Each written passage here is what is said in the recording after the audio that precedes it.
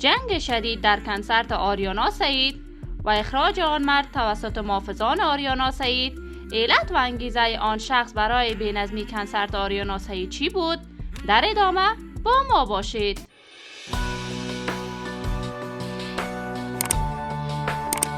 سلام و سلامتی ایام و کامتان شما را خوش آمدید میگم به یکی دیگر از ویدیوهای مان.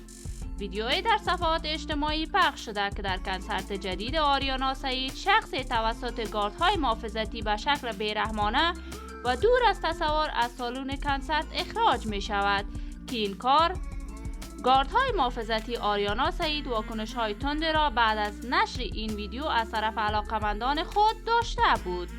آریانا سعید که در طول یک دهه در استیج‌های مختلف هنرنمایی کرده است، توانسته هواداران بیشماری را در میان مردم برای خود جلب کند و به یک هنرمند سرشناس و چهره شناخته شده تبدیل شده است. این بانوی آوازخوان که در کنار آوازخوانی همیشه فعالیت‌های اجتماعی نیز داشته است، بارها از طریق موسیقی و سخنرانی‌های خود از حقوق زنان دفاع کرده است و خود را به عنوان مدافع حقوق زن معرفی می‌کند. هفته گذشته که در کورس آموزشی گاج انفجاری رخ داده بود، آریانا سعید چند ساعت بعد کنسرت را در امریکا برگزار کرد که این عملکرد وی باعث خشم و قهر علاقمندان خود قرار گرفت.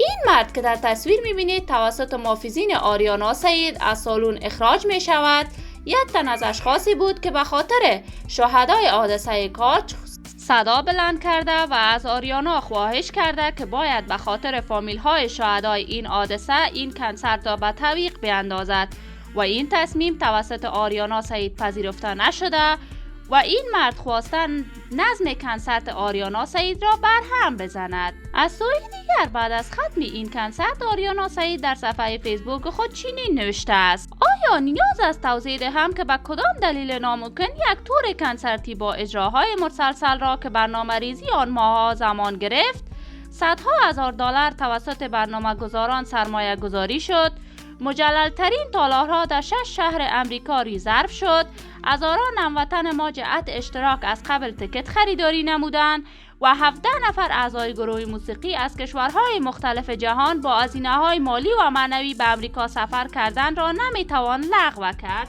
بعد از این حادثه غم‌انگیز اخیراً از طریق پلتفرم‌های سوشیال میدیای خود که میلیون‌ها نفر به آنها دسترسی دارد، فریاد و پیام هموطنان خود را به مؤثرترین طریقه به دیگر هموطنان و جهانیان رساندم. پست‌های فیسبوک و اینستاگرام بنده در این مورد خواست تا به حال ده‌ها هزار کامنت و صدها هزار لایک و پیام‌های حمایتی از هشتگ این حرکت گرفته است که بیشتر از تمام چهره‌های شناخته شده کشور ما است. با وجود این که هموطنان مهاجر ما برای چند لحظه فراموش نمودن مشکلاتشان و برای یک لحظه لبخند و خوشی به کنسرت حضور می‌یابد، اما هنوزم برنامه را با یادآوری حادثه غم‌انگیز شروع می‌کنم. به یاد و حرمت شهدای حادثه مردم را به سکوت دعوت می‌کنم و بعداً با آهنگ‌های اختصاصی از مبارزه زنان کشور گرامی داشت می‌نمایم. در ضمن برای من مبارزه این نیست که زخم بخورم و پای زخمم بنشینم. مبارزه آن است که با زخم‌هایت را بروی و ادامه بدهی. شما متهمم میکنید ولی من با زخمهایم را میروم و شهر به شهر و کشور اگر شادی و لبخند را به دلها و لبهای مردم میآورم.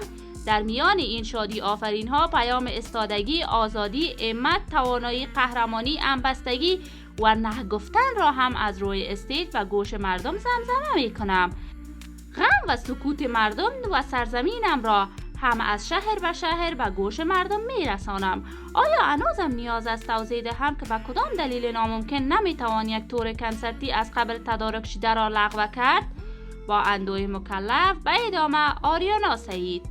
دوستان عزیز، شما هم نظریات خود را راجع بر برگزاری کنسرت های آریانا سعید در چنین شرایط با ما در کامنت بنویسید. اگر تا هنوز دوست کانال من نشدید پس برای حمایت از من علامت سابسکرایب را فشار دهید.